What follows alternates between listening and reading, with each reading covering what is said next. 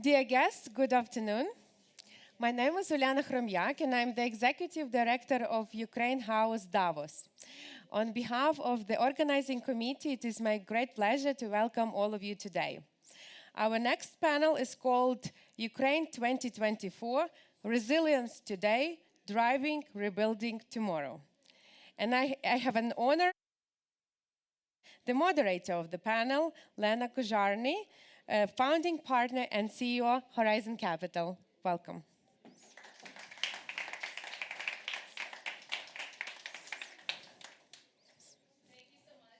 Thank you so much, Uliana, and thank you everyone for joining us today. We've got, I think, an incredible panel and speakers, so I will invite them onto the stage as soon as possible so we can get this conversation started. So first and foremost, I'm pleased to invite Deputy Minister of Economy of Ukraine, VOLODYMYR KUZYO.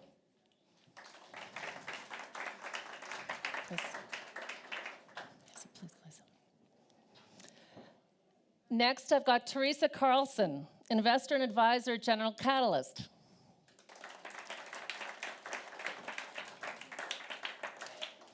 Mikhailo Shalemba, CEO Data Group Vola.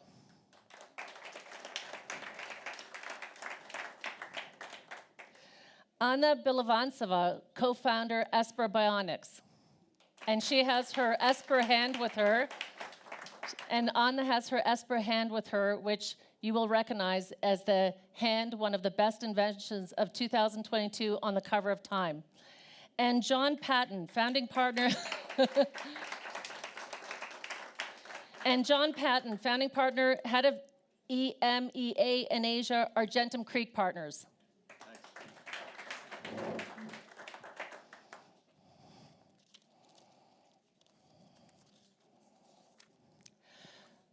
So let me set the context first. When we talk about resilience in Ukraine, what we're talking about is Ukrainian companies and Ukrainians who have lived through over 7,400 cruise and ballistic missile attacks, over 4,000 drone attacks. When we look at nearly 38,000 air raid sirens, and yet people wake up every day, they check their Ajax app, their Trvoha app, they go to school, they go to work, they go to universities, they continue business as usual. They run their companies, and they're doing a fantastic job. The banks are running, the internet is running, the cafes, the restaurants are continuing to operate. When we look at the facts, before the full-fledged invasion, Ukraine's nominal GDP was 200 billion. It will approach 183 this year. The rebound is incredible. When we look at how many companies are operational, over 97% of companies are operational. The foreign exchange reserves, 29.5 billion, now over 40 billion.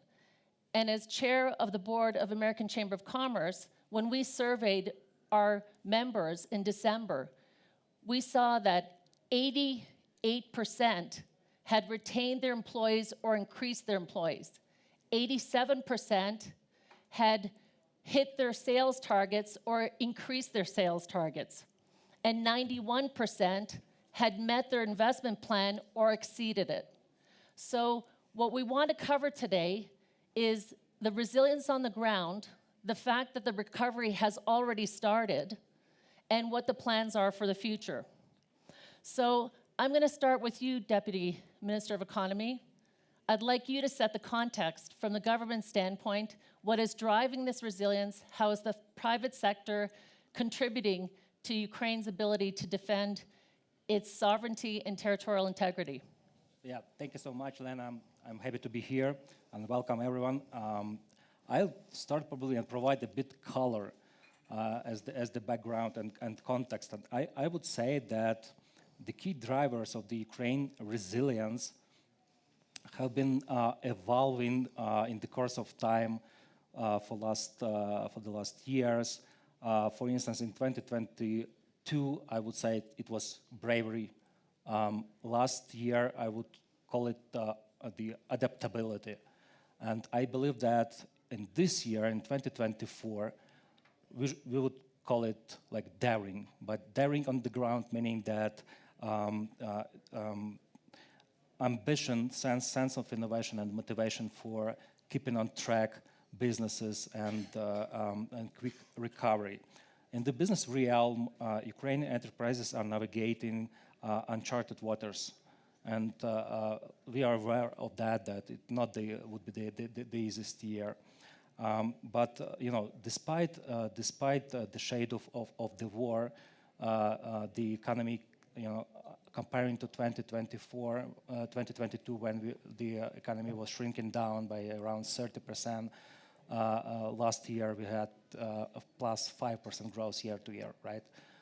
So we have this economy resilience, and we expect that in 2024 we will still have the economic growth despite the circumstances. Also, the private sector is a backbone, of course, of the Ukrainian economy, because in the midterm period we do really understand that the public balances from our strategic partners might go down, so that instead of that we should improve and develop the private sector in Ukraine. From my perspective, the capacity of Ukraine's private sector comes from three components or pillar, I would say. The first one is like the bravery to keep producing despite the war and hostilities. The second is like bravery to invest, and then bravery to rebuild.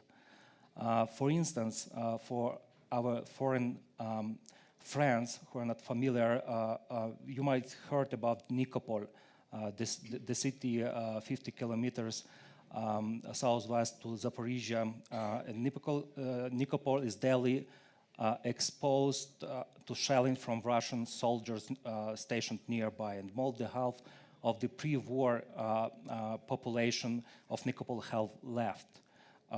But life as business does continue, and for example, the factory in Nikopol that manufactures metal pipes, it's like almost a third of the workforce,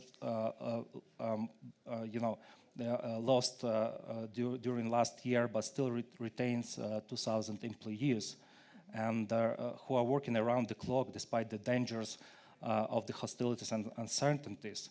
Another example, in Nikopol, the high quality seamless stainless steel, you know, tubes that cement taken in the first places, leading places in the European Union. So now they are still keep running, and the equipment is working, and also despite all the windows are covered with pieces of plywood. So, and the most motivation and spirit of plant workers, right? And their unbreakability deserves our respect and admiration. That's on the, I would say, on the still keeping producing. Let's moving from the east of Ukraine to the west of Ukraine to Lviv, where you know, last year the industrial park was launched in cooperation with EBRD, with MEGA, providing political risk insurance. But anyways, like the investments that keep going on. And the last point I would say about the bravery on rebuilding, because for example, let's take a look at the Kiev region, and Bucha is a symbol of Ukrainian bravery, resistance, but also the Russian barbarism, right? And this terrible period of time will forever remain, but now the city is like on the track of rebuilding, and most of 90% of people of the pre-war population live in Bucha, and also hosts many of IDPs in Ukraine. And for instance, the Korean state-owned company K-Water will help with the building of the one more industrial park, which is Bucha Techno Garden. So all in all, you know, we have many examples of the bravery, of the motivation to do businesses despite the war. Deputy Minister, I'm so glad that you mentioned specific examples, because the resilience is driven by countless millions of examples of enterprises from small to large that are showing up every day.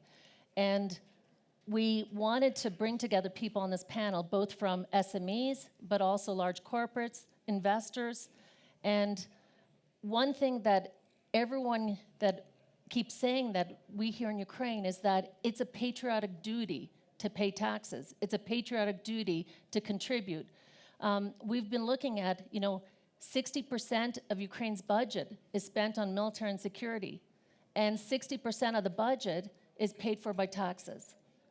It's incredible, actually. The increase, it's been 27% year on year, and that's an incredible figure, and that speaks to the responsibility that people feel to ensure that defenders on the front are earning wages and being paid. So thank you, Deputy Minister. I want to switch over to Mikhaila Shalemba. Mikhaila, tell us about yourself and Data Group Voila. For some companies, they can relocate. For a company like Data Group Voila, with thousands of employees providing critical internet connectivity, no one can relocate. Everyone was there February 24th, continued to be there, serving 100% of the banks, the National Bank, ministries, corporates. So tell us, what does resilience mean to you and to Data Group Voila? Thank you, Lena.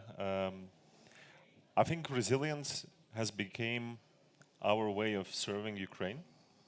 And, for me personally, when the war started, there was a choice as for everybody to pack your stuff, leave. I had a call from my previous employer from McKinsey in Dubai saying, like, we're happy to welcome you and arrange everything, right? But the example of over 3,000 of employees of our company that did not run away, that understood that the banks, the Ministry of Defense, half of the governmental agencies are actually depending on our connectivity, on our network working. That moment actually changed the understanding why we work. Because before the full-scale invasion, it was like any normal corporations. You have KPIs, you have bonuses at the end of the year, you have promotions, etc. After the full-fledged invasion, everybody realized that we are working for the victory. We are working for our people, for our country. And as for me, as a Ukrainian man of fighting age and good health, every once in a while I have to answer myself a question: why is somebody else fighting for me in the trenches? Why somebody else is giving up their lives? And is what I do in a place where I am important enough to basically also say that I'm contributing enough for the victory? So, and for all of the people in our company, from many that I've interacted personally, this is similar mindset. We understand that this is our contribution, that nobody, we're super hateful, we're super grateful for the help of West, of our partners, but we understand that ultimately it's our country. We have to do our part and rebuild and support the economy and our clients. And Mikhaila, a few of the stories we discussed upstairs about the liberation of Kherson, about the team that you had there and the extreme situation they were in terms of occupation, and what they did to ensure that you were operational almost immediately, and also in Chernihiv under occupation, sneaking in the diesel to keep Oshad Bank and other banks running. I mean, it's just incredible. If you can share some stories, I think everyone would love to hear them. Sure. This is, we have so many stories of this, and then, like, every morning we start with, with the update on the network, on the people's safety. But in those first months of war, there was, incredible stories of very common people that you commonly see in the streets acting as heroes, and nobody told them to do what is right, but it's basically their internal way of living. So one of the stories that Lena mentioned, Kherson was occupied in the first days of the full-scale invasion, and we had over 80 people in Kherson. We're one of the largest operator in that region. And what our people did is actually they dismantled the key equipment, and one of the employees there, just a regular engineer, he hid a piece of equipment that is worth more than $100,000 under basically his bed in his house, and he knew perfectly that it was completely unsafe. He knew that as many others who had other pieces of important infrastructure stored at their personal property. But the moment that Kherson got liberated, they brought all this equipment back, right? And it not only did not allow the Russians to use our network to then basically translate their propaganda, but it also allowed us to be the first ones to restore the services in Kherson. And we have examples like that in Izum, in Kharkiv region.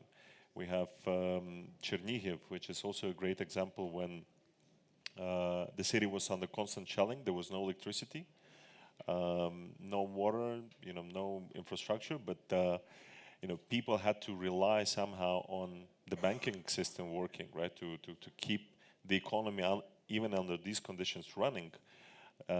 They had one of the banks to be able to give out cash, the pensions, the salaries, right, the transactions, because all the economy converted into cash, right, because there was no connectivity, no electricity. So every morning for 3 weeks, we started basically with a phone call from the head of IT department of Shad Bank, saying that they're going to launch their diesel generator at 8 a.m. We would basically do the same.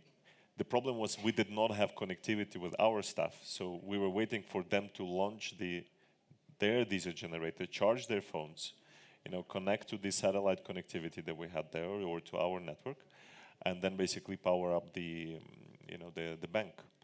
And then in the middle of that period, the diesel generator was flopping and it was about to break down. So we actually found a way, because the roads were destroyed, the bridges were destroyed, so we found a way to bring the spare diesel generator through the woods, through rivers. It was March, right, in order to make sure that that operation was continuing. And this became the story of very ordinary employees without being told from the above what to do, about them coming up with the ways of actually serving their clients, serving the economy, serving Ukraine. And we are very proud of continuing doing that. Thank you, Misha. And now I want to turn to Anna Belovantsova. And Anna, please hold up the Esper hand. It just, we keep asking her to show it because everybody wants to see it. Anna, stand up, please, and show that everybody wants to see the hand. Show how it works, actually. I love yeah, it's a small size of Esper hand. We right now have 2 sizes for women's like this, and for men's, it's much bigger than this one. Well, but show the different grips. Yeah, I need to turn on. So it can have different grips. You can set up different grips using our application. You can hold different objects and set up the hand and all settings by yourself, so it can be your personalized gadgets. You can use it whenever you want, and it can be it's have ability to make everything happen.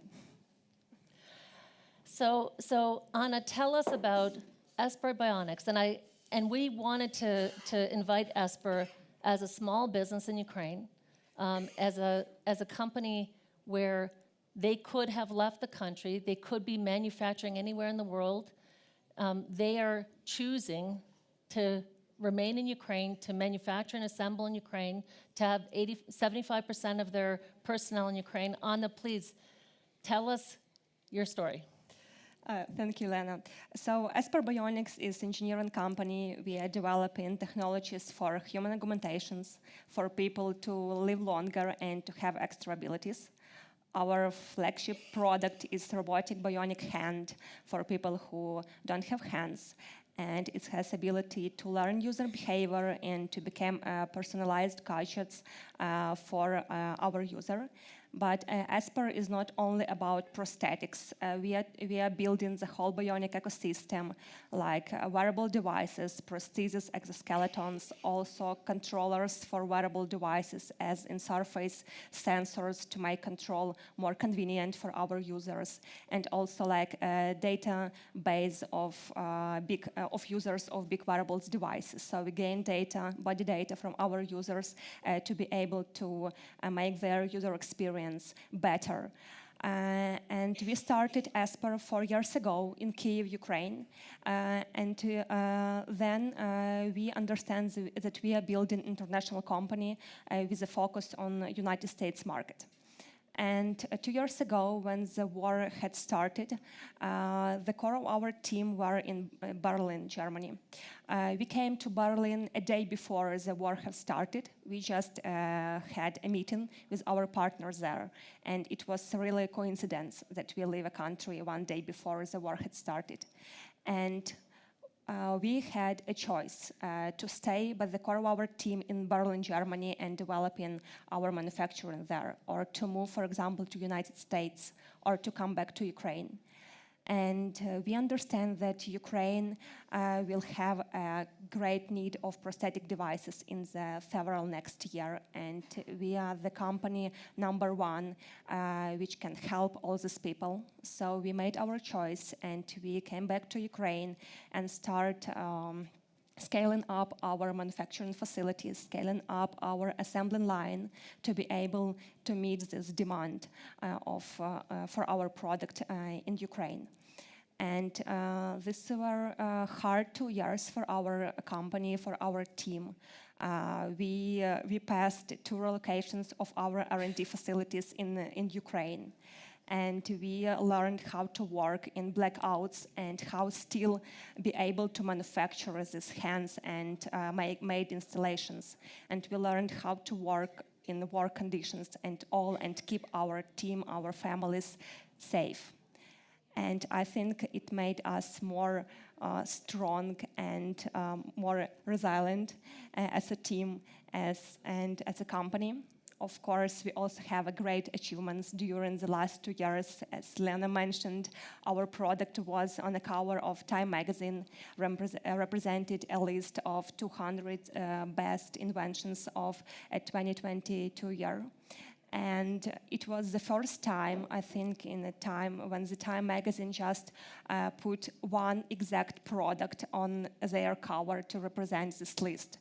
Not a bunch of different products, not a logos of companies, but one product, and this product was made in Ukraine during a war and delivered from Kyiv to New York during the war.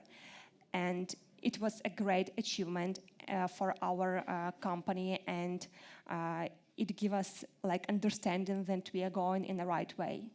And when we discovered this news, we were in New York and we celebrate this great achievement for our team. Our other part of our team, they were sitting in bomb shelter in Kyiv because it was air alarm, and it was so contrast between us. So we are celebrating in New York. They are sitting in Kyiv in bomb shelter, but all of our team, each team member has this understanding and this feeling that we made it possible all together. It's like it's because we are so united and we keep doing what we are used to do, and it's all because we were strong and we made this choice to stay in Ukraine and to be able to produce and growing. And I think the biggest motivation for us, for our company, for our team, and for me personally is our users and how we can change their life.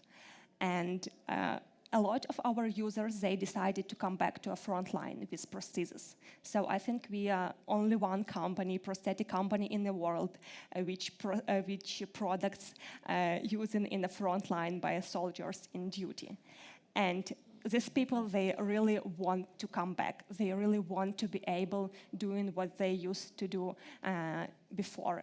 And they are worried how functional they will be if they can compare it with other their soldiers. So I think we are doing a great work, giving them this opportunity to live fulfilling life and to give them extra abilities. And some of them just joking that they have this advantage among others. So right now they need to worry only about one hand, not about two hands, and it's like 2 times less stress for them. And I want to share one story of our user Alexis. He lost his hand in the front line. He is a medical doctor also. And he decided to come back with prosthesis to a front line, and he is hospitalier right now. So he evacuated wounded soldiers from the field to the nearest hospital and gave him like the first help, some small surgery, so helped them to be stable. He saw these young soldiers who just lost their hands. How desperate are they? They thought that their life is ended. So they do not know what should they do, how their future will look like. And Alexis just doing what he needs to do, just help them, talk to them, doing this stuff, grabbing different subjects. And then they saw that he has bionic hand. And then Alexis just said, yes, I was in your place like a year ago. And can you see me now? I am able to do everything I want. I am truly very functional, and I have a robotic hand, and it's amazing. So you can also live this life. And I will share contact with you later, so you will be safe, trust me. And he saw how their faces changed in this moment, and they have this hope that everything will be okay, and they will have this bright future. And I think it's the best motivations for us, the understanding what we are doing for Ukrainians, how we can help them with our products. So we don't have other choice. We need to grow, we need to scale our manufacturing, growing our team, and keep doing what we are doing right now. Anna, thank you so much. Lena, I have to share real quick before you move on the story. We were on a panel yesterday, Lena and Anna and I, at the Female Quotient, and we did this panel, and then after the panel, Shelley Zelig, who's amazing, who runs this, she said, I have the Time magazine CEO coming. So Anna, you got to wait and see the CEO. And so they hung out, and while they're there, these 2 young, I don't even think one's a teenager yet, like 9 and 12 or 5 and 13. These 2 young girls, they start talking about this company that they love. They see her hand. They talk about this company. It's Esper. She's like, that's my company.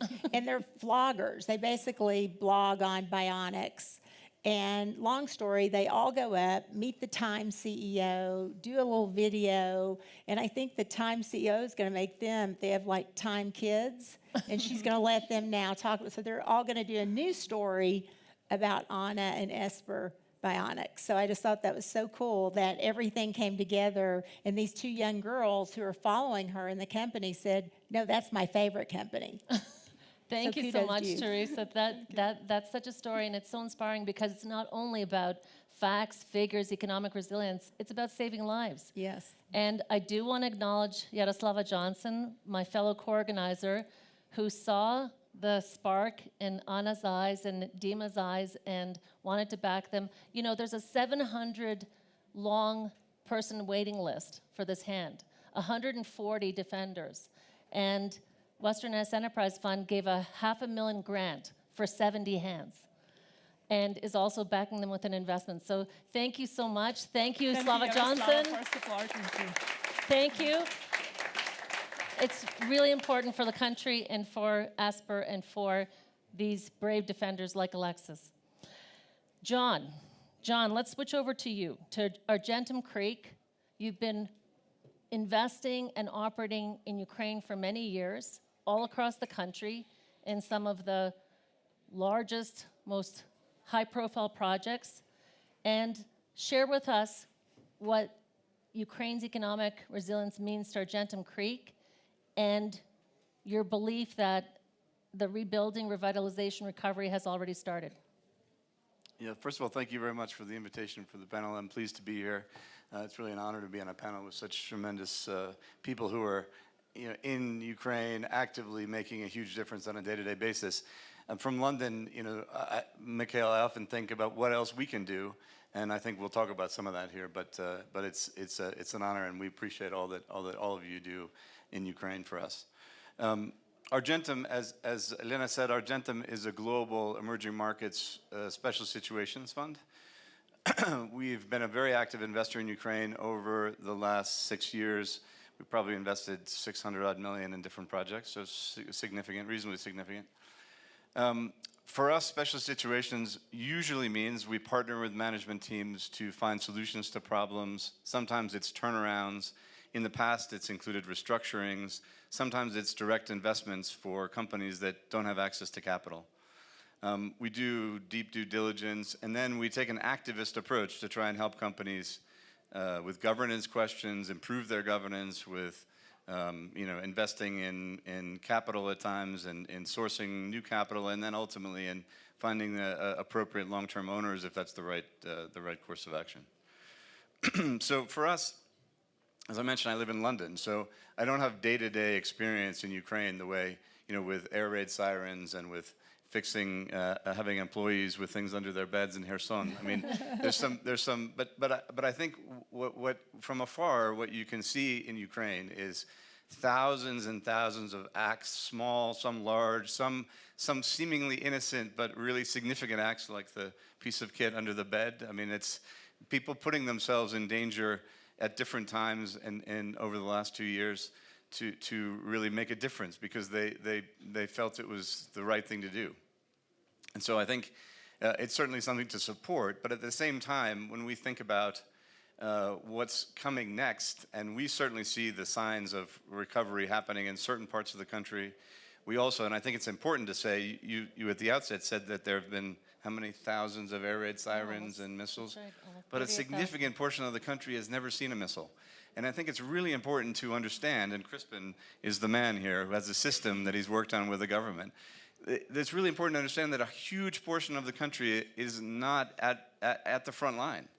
And of course, the stories in Kherson are inspiring, but after all, from an investment perspective, and this is for people who are sitting in Canada and New York and Hong Kong thinking about where do they put their investments. Well, here you have a country that has a tremendously deep workforce who has shown their commitment, not just in holding off an aggressor that has much more in wherewithal and troops for on a day-to-day basis, but on these kinds of stories about keeping the internet on. I mean, I have regular calls with people on the internet, even when the lights go out, the internet still works. That's thanks to Mikhail and his team and others. But it's just this is a country who has real human capital depth.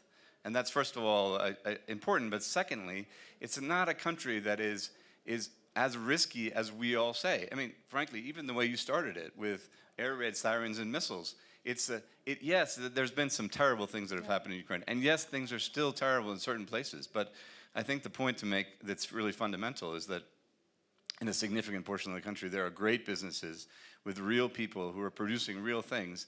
And some of them are even operating in a better way than they did before the war because of the commitment of the staff that had stayed to work.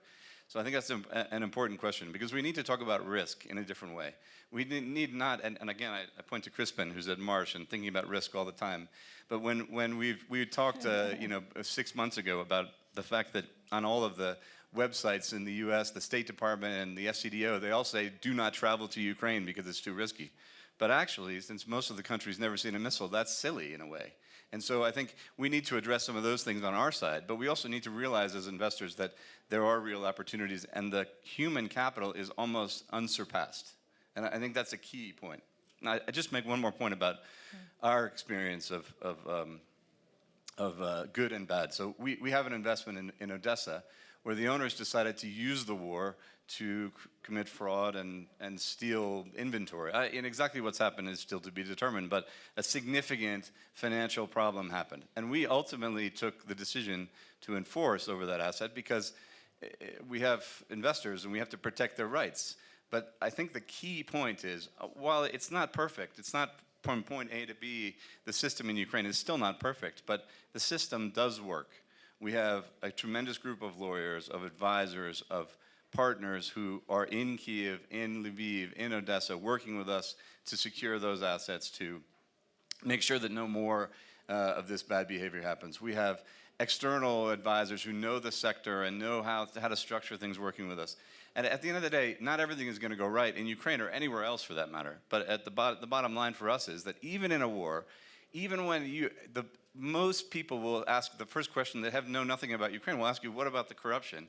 Well, even in a war, even during all that's going on, the court system and the system of protecting investor rights is working. Again, it's not perfect, but that's not the point. So I think resilience doesn't just apply to the thousands of stories of small stories, but it applies to the people who are acting in a system and providing investors like us with the ability to deal with problems when they arise. So, yeah. John, thank you so much for making that point. That's so important, that the difference between perceived risk and actual risk.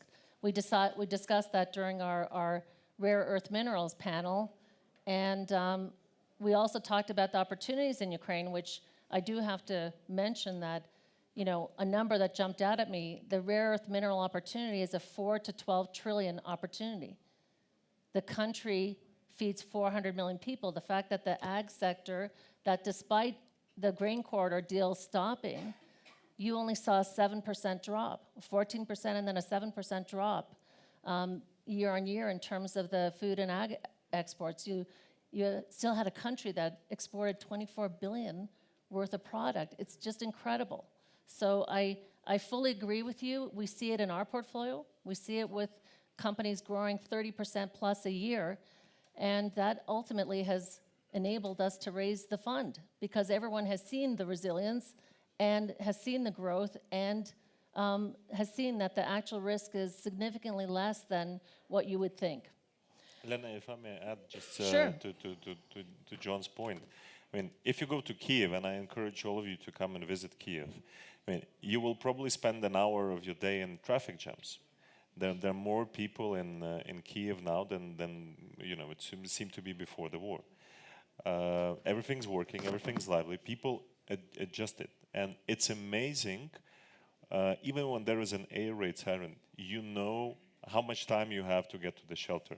You know if you have to finish important meeting or not, or you just move there. I mean, we have hundreds of people in call center, and half of our call centers actually been moved to the bomb shelter, so we don't have to interrupt servicing clients when the air raid goes out, right? So completely agree with you. I mean, my kids are with me in Kyiv, right? And Kyiv is most probably the safest place in the world now, despite every 2-3 weeks being attacked by rockets. So completely agree to that. Businesses adjusted, Yes. people adjusted. It's very sad, but life goes on, and Ukraine finds a way to continue and become stronger. Well, what's one of the real bright spots we know is the tech sector. And we know that tech sector has been driving resilience. Tech sector is ensuring connectivity. The digitalization continues. The Dia City, which was launched February 2022, now has over 820 companies who've joined. And we're so fortunate, Teresa, that you're on our panel as an investor and advisor to General Catalyst, 47 billion, raising a 12 billion fund, and also an incredibly savvy tech expert who has grown the public sector side of Amazon Web Services for 12 years. So you are operating in Ukraine, you are investing in Ukraine, your companies are coming to Ukraine, and you see a real bright future. Tell us about it. Well, first of all, thank you for having me. I led the attendance here. Every panel I think is packed. So I was here on Monday and got to see a lot of the panels. But I want to say, learning and understanding for me about the Ukraine has been a little bit new, like in the last, especially since the war broke out. Right? I wasn't there. I didn't understand the country that much, quite frankly. And the war opened my eyes. And I live in the Washington D.C. area, and you have a lot of fans there. People were rallying, and we just had a phone call last night with the gentleman, Ted Olson, who's probably one of the most famous attorneys in the world, has won more Supreme Court cases arguing for the Supreme Court. And he was telling Andre and I that he supports Ukraine Initiative fundraising there in Washington, D.C. So we're like, oh, we got to get with you. So you do have a lot of fans. But from a technical point of view, the Ukraine has amazing technical talent. And in the world of technology, my world primarily has been public sector. Working to build, I was at Microsoft 10 years, I ran US federal government, and then I went to Amazon Web Services, and for almost 12 years from scratch, built a worldwide public sector business for cloud. And my old team there continues to do good work in Ukraine, and I'm really happy about that. But what we're seeing on the investor side now for a venture capital firm, we invest in defense tech, intel, healthcare, financial services, energy, climate. And we have a lot of companies that are in the Ukraine already. A lot of defense tech are there. We have a lot of other companies who would like to come and work. And then we're talking about how do we invest in companies inside Ukraine? How do we create that ecosystem that we can share back and forth globally? Because global resilience happens when you partner up really well, you understand what the issues are, and you're able to drive to results.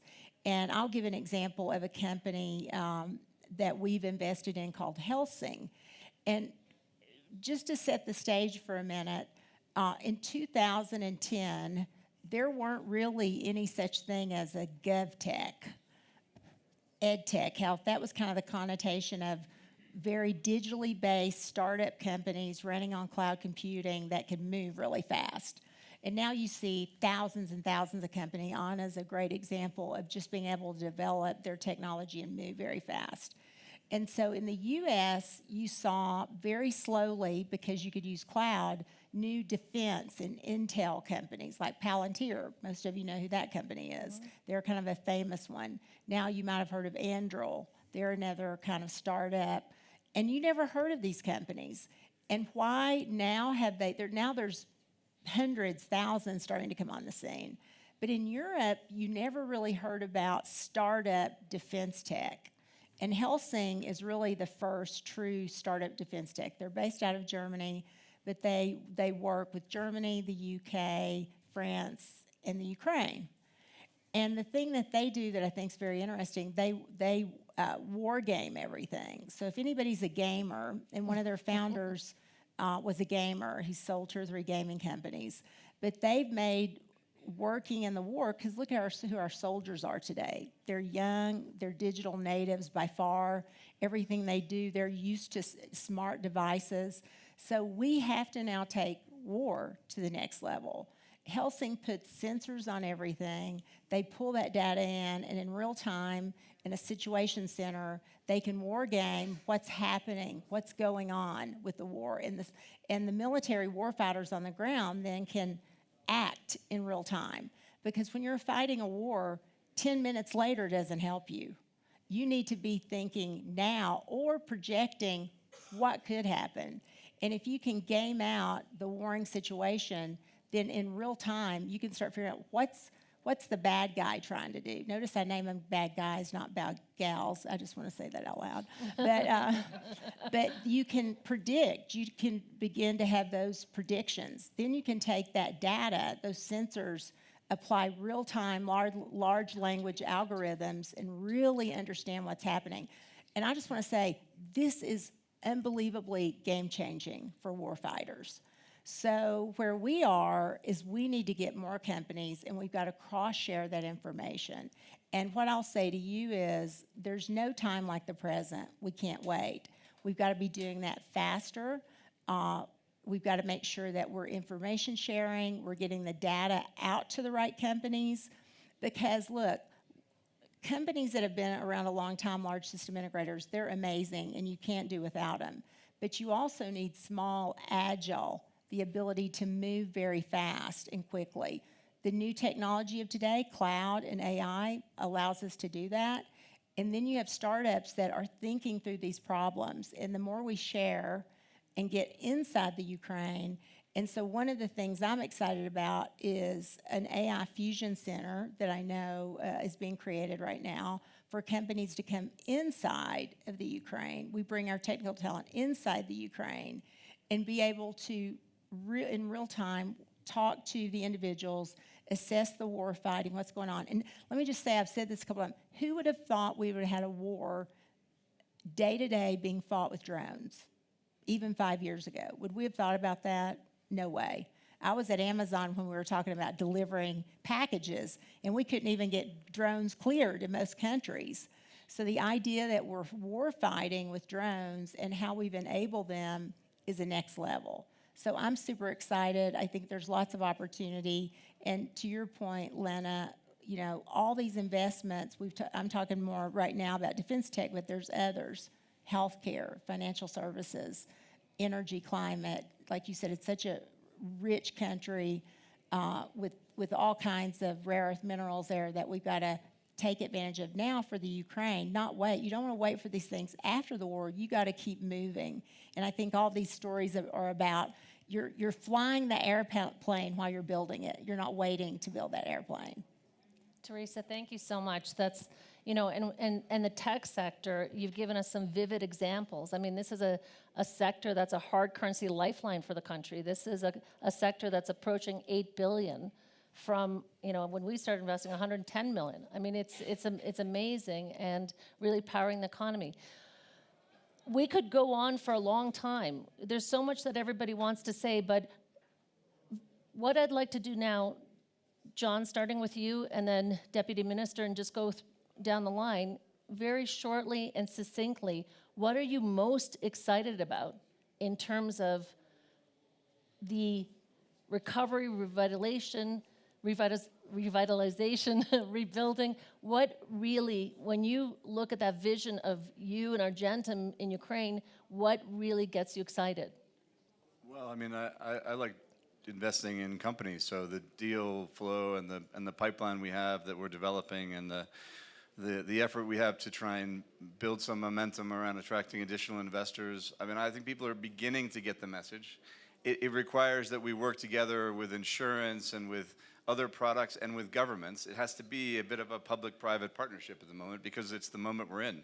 And I think, you know, raising funds to invest in companies during wartime requires cooperation. But I think all of the various pillars of this see that, and I think it's a question of now pulling it together to make, to start making more investments. And I think we've developed a pipeline. We're actively engaging in looking at new things, and I think for everybody, it's not about raising $20 billion and building a new institution or about, you know, something huge. It's about getting started even on a deal-by-deal basis and doing smaller things. So I think we're very much aligned with the rest of the panel to say, getting started and getting out there.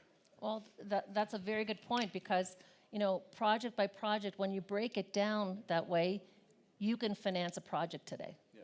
You do not have to wait until post-war. You can do it today. Yeah. And I think we'll as we do these things, we will create examples and enable other people to understand that it really works. And sometimes it won't work, but then we can see that the system works to help protect investor rights. So I think we need to just sort of debunk all the myths that have built up over the last few years and just get in there and get started. That's my clear message. And one of the questions I always get is there really enough to invest in? You know, and I mean, we have over 60 opportunities in our pipeline. I know you've got dozens of opportunities. What is your view? Is there really enough to invest in? I know, I know your answer, but I want to hear it from you. Yeah, I mean, we invest in, you know, agriculture and logistics and metals and mining, and so absolutely. I mean, there's if you know, we could easily put 250 to 300 million to work quickly in Ukraine at the moment in deals that are in the pipeline and that we've already looked at. Fantastic. And Deputy Minister, you oversee investments. Yeah. And there's so many exciting projects that you know of, that you see, that you're championing from within the government. What really gets you excited? I mean, I'm really excited to learning from folks about the stories, you know, because the government should not only provide the policies, but also feel the pulse of businesses, right? And the stories we heard today, that's the only examples that we will find many of them, right? Overall, the businesses in Ukraine need, I would say, three pillars. The first is like de-risking instruments and tools, and the fast response, especially. And when we had the grain corridors issue, we launched the Black Sea insurance scheme, and I'm looking at Crispin here. Yeah, that's the fast response, right? We provided the public-private partnership in cooperation with the underwriters at Lloyd's of London for decreasing the insurance premiums, you know, insuring vessels, for export routes in Ukraine. Then we're going to have the many veterans, and the state policy for how to hire them, how to include them again to the economic activities. That's another way how to grant them funds and for launching the small medium entities, right, by veterans. Then we have the issue for how to get back talents abroad to Ukraine. And that's also the policy, as fast response should be also provided. With regards to the investments, for sure, the tech is like something that will be definitely growing up down the road, especially the health tech, the defense tech, military tech, because it's needed. It's like the required, and both in the front line by our army, right? Because that's the advantage for Ukraine, and of course, for the healthcare as well. Then the agriculture and the vertical integration and the processing industry development in Ukraine, right? Because we have still this the bottlenecks in the export logistics. Anyway, export logistics should be unlocked, right? And then Ukraine also might provide the bring to the EU and the US the additional value, like the security, like the energy, and so on and so forth. So at the end of the story, the Ukraine will become the part of the European Union, which is the huge market, and placing the production facilities starting from the Western Ukraine. Why not? That's like the nearshoring approach and manufacturing hub, which Ukraine would become down the road. You're such a great spokesman for your country. I would be booking the next ticket to Kiev, based on that presentation that you just gave. Thank you so much. TERESA, Mikhailo, Anna, what do you want to leave this audience with? Well, I kind of said it already. I think the opportunity to invest a lot more in defense tech. And for me personally, the rare earth minerals that we talked about, pretty exciting, because that will power the world and let everyone know what the Ukraine is really about on another level of energy. But the last thing, pray for me, is I am very passionate about veterans. I've spent a big part of my career supporting veterans and veteran health. And I think there's opportunity now, and later we need to learn about our wounded warriors. What is the new wounded warrior looking like? And ensuring that we are bringing in the right services right now to service those. Just like what Anna's doing, we're not waiting, and there's going to be a lot more. I've lived through quite a bit in 25 years with different wars, working with the U.S. military and veterans, and it's probably one of the most important things that we can do right now and think about. I should say action very quickly. So hoping maybe I can bring a little energy to that as well, and it's just been an honor to get to know you, Lena. I told Lena when I met her, how have I gone, because I try to collect amazing women, and I was like, how have I not met Lena before? So it's been a real privilege to know what you're doing in the Ukraine and your passion. Thanks, TERESA. Thank you so much. Mikhailo. I want to say that I'm very excited about growth. Despite the fact that we work in a very traditional and mature industry, We made an investment 2.5 years ago and bought a competitor. And despite the fact that almost 2 years out of this period were during the full-fledged invasion and the war, we already paid back the investment. So we have a number of other companies that are in the pipeline. And there is so much opportunity for growth, for increasing the efficiencies, for optimization. And as a businessman, as an investor, I'm really looking forward to that. And Ukraine is a future, and it's a growth future. Thank you so much. Anna, the closing few words. Yeah, I think because of the war in Ukraine emerged new startups and innovation sectors like military tech and also human augmentation tech driven by prosthesis and health tech. And we have all chances here to build new Apple or Samsung companies, and our products can compete with different well-known world products, and Ukrainian technologies can be spread in the world. And to not lose this opportunity now, we need to build these economic pillars for helping entrepreneurs and innovators to keep going and to do it fast. Thank you so much. I want to say thank you to all of our panelists. Thank you to our audience. Ulyana? Thank you. Thank you very much for such an interesting discussion, and I do hope that the investments, will flow to Ukraine with such a great, speakers. On behalf of the organizing committee, I would like to give you the gifts from the Ukrainian designer to keep you warm in Davos. Excellent. Here you go. Thank you. Thank you. Thank you very much.